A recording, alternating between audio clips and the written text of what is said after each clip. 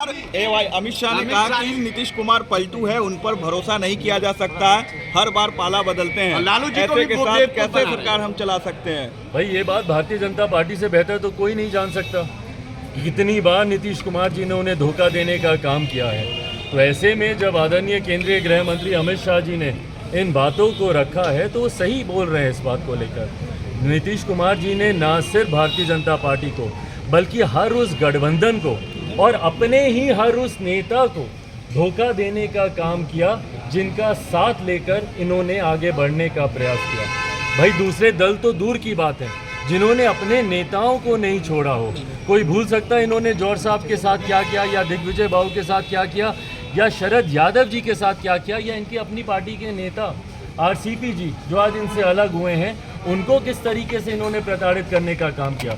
समय समय पर अपने स्वार्थ के लिए गठबंधन को बदलने के लिए जिस नेता ने घटक दलों को धोखा देने का काम किया, तो ऐसे में उनको आईना ही दिखा रहे हैं मौजूदा गृह मंत्री जी। बहरहाल पहली बार थोड़ी गंभीरता जरूर विपक्षी एकता में देखने को मिली है।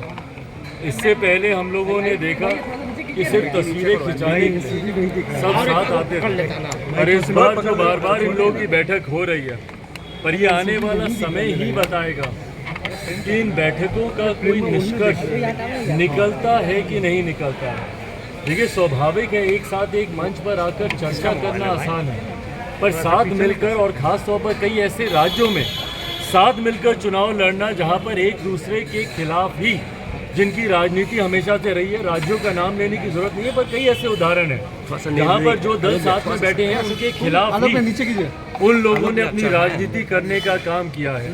तो ऐसे में चुनाव में जब ये लोग जाएंगे तब तक क्या ये विपक्षी एकता बरकरार रहेगी? इस विपक्ष का नेतृत्व कौन करेगा?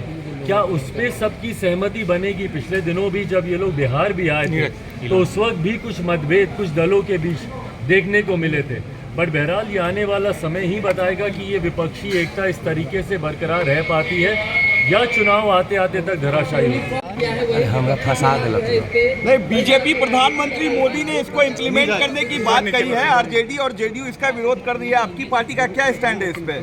भाई देखिए, यूनिफॉर्म सिविल कोड की जहाँ तक बात है, भारत विभिन्नताओं का देश है और भारत की खूबसूरती ही यही रही है कि जितनी भी विभिन्नताएं हैं यहाँ पर, हर किसी को अपनी पहचान इस देश में रहते हुए मिली है।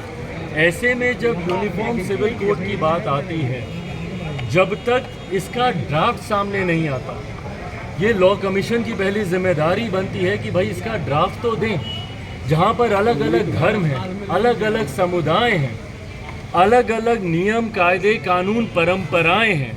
आप एक ही धर्म में देखिएगा तो कई अलग अलग क्षेत्रों में जाके परंपराएं बदलती हैं और वो उन परंपराओं को मानते हैं।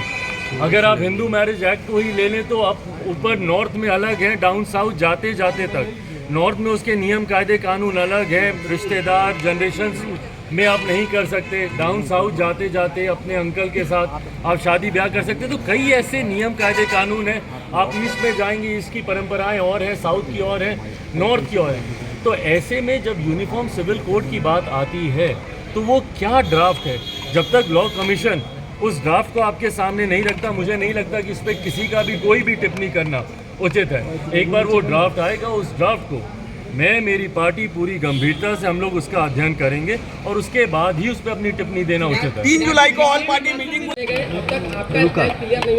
अरे प्रभु, ये कोई चर्चा का विषय थोड़ी है कि मैं किसके साथ जा रहा हूँ नहीं जा रहा हूँ। मैंने बार बार इस बात को कहा, सही समय आने पर, आज चुनाव तो नहीं है ना भाई, ना ही कल चुनाव आ रहे हैं, ना ही कोई चुनाव की अधिसूचना अभी आई है, अभी समय है। और मैं निरंतरता में एक ही बात को मैं कहता रहा हूँ कि जब चुनाव सामने आएंगे, गठबंधन किसके साथ होगा, यकीनन लोक जनशक्ति पार्टी रामविलास अगला चुनाव गठबंधन के तहत लड़ेगी, पर वो किसके साथ गठबंधन होगा वो सही समय आने पर ही फैसला लिया जाएगा। अमित शाह ने